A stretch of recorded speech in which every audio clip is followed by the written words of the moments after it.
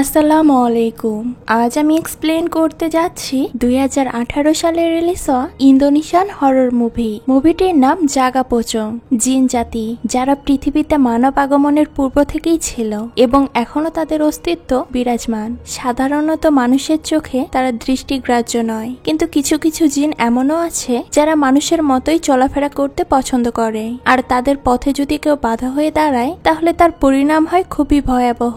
ঠিক এমনই একটা ভয়ানক ঘটনা ঘটে যায় ইন্দোনেশিয়ার মিলা নামের একটি মেয়ের সাথে, যেখানে সে একটি বাড়িতে যায় একজন অসুস্থ মানুষকে চিকিৎসা করার জন্য, কিন্তু সেখানে গিয়ে সে ভয়ানকভাবে ফেঁসে যায়। সে কোনোভাবেই সেখান থেকে বের হতে পারছিল না। তার সাথে ঘটতে থাকে ভয়ানক অনাকাঙ্ক্ষিত ভৌতিক সব ঘটনা। এরপর কি হয়েছিল তার সাথে, সে কি আদৌ সেই বাড়ি থেকে বেরিয়ে আসতে পেরেছিল, সেটাই দেখবো আজকের এই মুভিটিতে। তাহলে চলুন ঘুরে আসা যাক ভয়ানক এক ভৌতিক ঘটনা থেকে। তো মুভির শুরুতে আমরা হসপিটালে একটা ছোট্ট বাচ্চাকে দেখতে পাই, যে বাচ্চাটি দেখাশোনা করছিল মিলা নামের একটি মেয়ে। সে ছিল এই হসপিটালেরই একজন নার্স। সেই দিন তার ডিউটি শেষ হয়ে গিয়েছিল, তাই সে তার ইন্দা নামের এক বান্ধবীকে সেই অসুস্থ বাচ্চাটির দায়িত্ব দিয়ে সে বাড়ি ফেরার জন্য তৈরি হচ্ছিল। তখনই সে দেখতে পায় সে হসপিটালে সব নার্সরা ছুটাছুটি করে কোথাও যাচ্ছে, যেখানে গিয়ে সে খুবই মর্মাহত হয়, কারণ সে দেখতে পায় বাচ্চাটি ততক্ষণে মারা গিয়েছে কোনো এক অজানা কারণে। তখনই আমরা দেখতে পাই সেখানে এসেছে সেই হসপিটালের একজন মহিলা কর্মকর্তা। সে মিলাকে একটা ডক্টরের ঔষধের ব্যাগ ধরিয়ে দেয় এবং বলে তাকে একজন অসুস্থ পেশেন্টের বাসায় যেতে হবে খুব শীঘ্রই। তখন মিলা বলে, আমার তো আজকের জন্য সব কাজ শেষ, শিফট শেষ হয়ে গিয়েছে, তাহলে কেন আমাকে যেতে হবে? তখন সেই মহিলাটি বলে, তোমাকেই সেখানে যেতে বলা হয়েছে। তো এরপর মিলা গাড়ি নিয়ে সেই বাসার উদ্দেশ্যে রওনা দেয়। জায়গাটা অনেক দূরে ছিল, এদিকে দিনের আলো ফুরিয়ে আসছে। সে যেতে যেতে সন্ধ্যা হয়ে যায়। তাকে যে বাড়ির ঠিকানা দেওয়া হয়েছিল সেখানে যাওয়ার পর সে একটু অবাক হয়, কারণ বাড়িটি জনমানবহীন একটি এলাকায় ছিল এবং দেখে মনে হচ্ছিল খুবই পুরাতন একটি বাড়ি। এদিকে সে বেশ ভয়ও পাচ্ছিল। এরপর সে কোনো কিছু না ভেবেই বাড়ির ভিতরে প্রবেশ করে। তাকে সদর দরজা খুলে দেয় রাধিক নামের একটি ছেলে। সেই ছেলেটি বলে, আপনি যে পেশেন্টকে দেখতে এসেছেন সে কিছুক্ষণ আগেই মারা গিয়েছে, আর তিনি সম্পর্কে আমার মা হন। যেহেতু পেশেন্ট মারা গিয়েছে তাই মিলার এখানে আর প্রয়োজন নেই। তাই সে সেখান থেকে বের হওয়ার জন্য গাড়িতে উঠে ফিরে আসতে চাইছিল, কিন্তু তখনই তার গাড়িটা স্টার্ট নিচ্ছিল না। তখন রাধিক এসে তাকে বলে যে তার কোনো সাহায্যের প্রয়োজন কিনা। তখন আমরা আবারও দেখতে পাই গাড়িটি স্টার্ট হয়ে গিয়েছে, অতএব এখন কোনো সমস্যা নেই। তখন আকুতি মিনতি করে রাধিক বলে তার একটা সাহায্য প্রয়োজন। এরপর সে মিলাকে বাড়ির ভিতরে নিয়ে যায়। সে বলতে থাকে রীতিনীতি মেনে তার মাকে দাফন করা হবে, কিন্তু দাফন করার আগে তার মাকে ভালোভাবে গোসল করাতে হবে, যে কারণেই মিলাকে দরকার। রাধিক গোসল করাতে পারবে না, কারণ এই মহিলাটি তার নিজের মা নন। আসলে এই মহিলাটি তার সৎ মা, আর তার মৃত মায়ের নাম ছিল সুলাশ্রী। এরপর রাধিক কাফনের কাপড় এগিয়ে দেয় মিলাকে আর বলে তার মা সুলাশ্রীকে গোসল করিয়ে দিতে। তখন মিলা তার কথা মতো সেই মহিলাটিকে গোসল করাতে শুরু করে।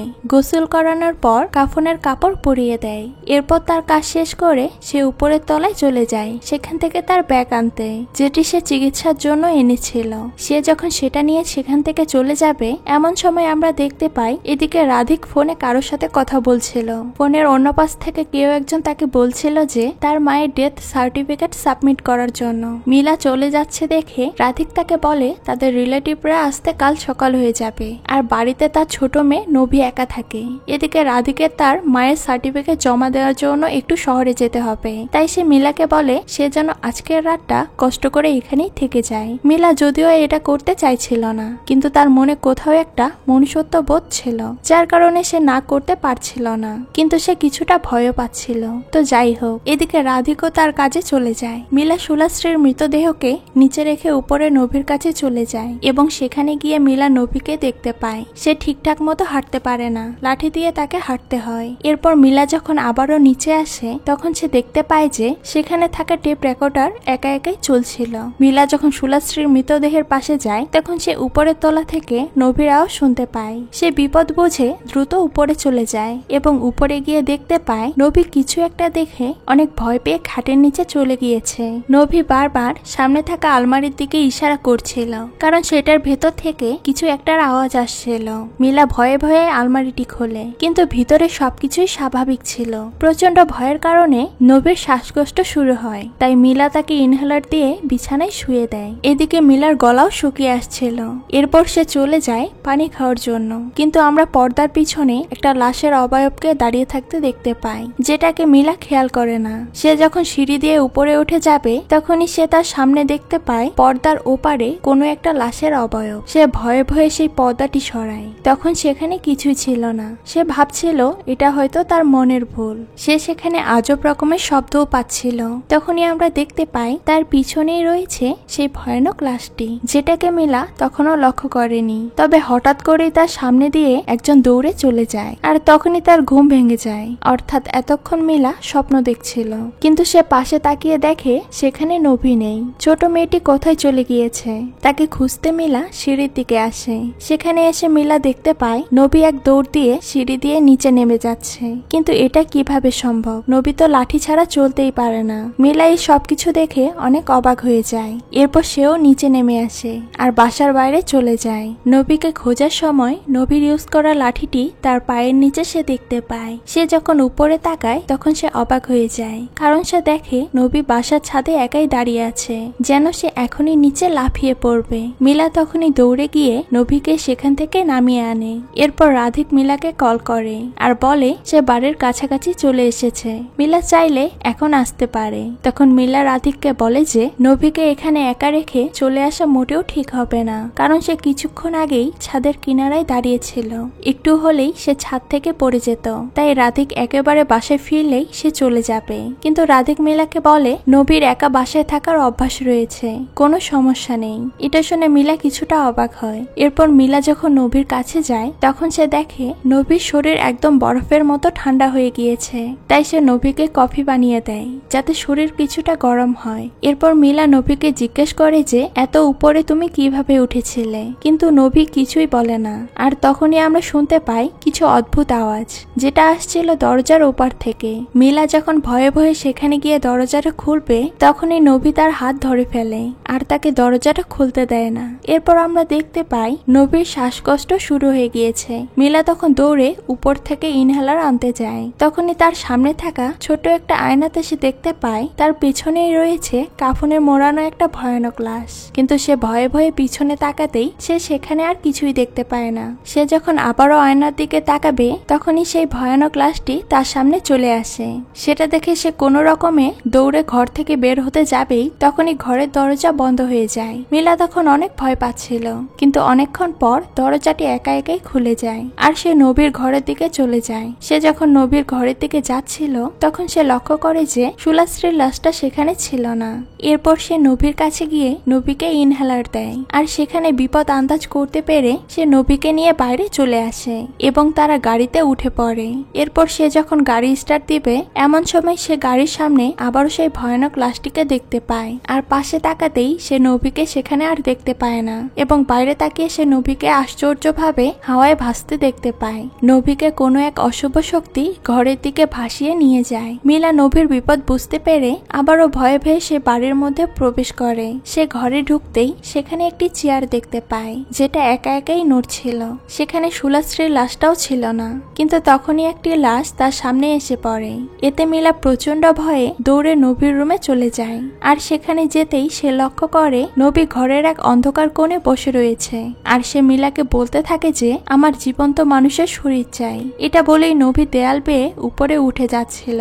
ঠিক তখনই নবী উড়ে এসে মিলার উপরে অ্যাটাক করে। মিলা কোনো রকমে নিজেকে বাঁচিয়ে নেয়, কিন্তু সেই শয়তানটি তার শক্তি বলে মিলাকে আবারও আটকাতে চাইছিল। কিন্তু মিলা কোনো মতে সেই রুম থেকে বের হয়ে যায় আর দরজাটি বন্ধ করে ফেলে। এতেই আমরা বুঝতে পারি যে নবী আসলে কোনো মানুষ ছিল না, কিন্তু মিলা সেটা তখনও বুঝতে পারছিল না। মিলা আবারও সেই দরজাটি খুলে, কিন্তু রুমের ভিতরে সে নবীকে দেখতে পাচ্ছিল না। তখনই সেখানে থাকা আলমারির ভিতর থেকে নখ দিয়ে আঁচড়ানোর কোনো একটা শব্দ ভেসে আসছিল। মিলা ভয়ে ভয়ে সামনে এগিয়ে যায় এবং সে লক্ষ্য করে নিচে একটা কাফনের কাপড়ের মতো পড়ে রয়েছে, যেটা বের হয়ে এসেছিল সেই আলমারির ভেতর থেকে। সেই কাপড়টি ধরে মিলা টানতে শুরু করে, কিন্তু আলমারির ভেতর থেকেও যেন কেউ একজন কাপড়টা টেনে ধরেছিল। ঠিক এমন সময় একজোড়া ভয়ানক হাত এসে কাফনের কাপড়টি ধরে জোরে টান দেয় আর মিলাকে নিয়ে চলে যায় সেই আলমারির ভেতরে। এরপর মিলা সেখানে লাইট জ্বালিয়ে দেখতে পায় এক ভয়ানক লাশকে, যেটা কাফনের কাপড়ে মোড়ানো ছিল।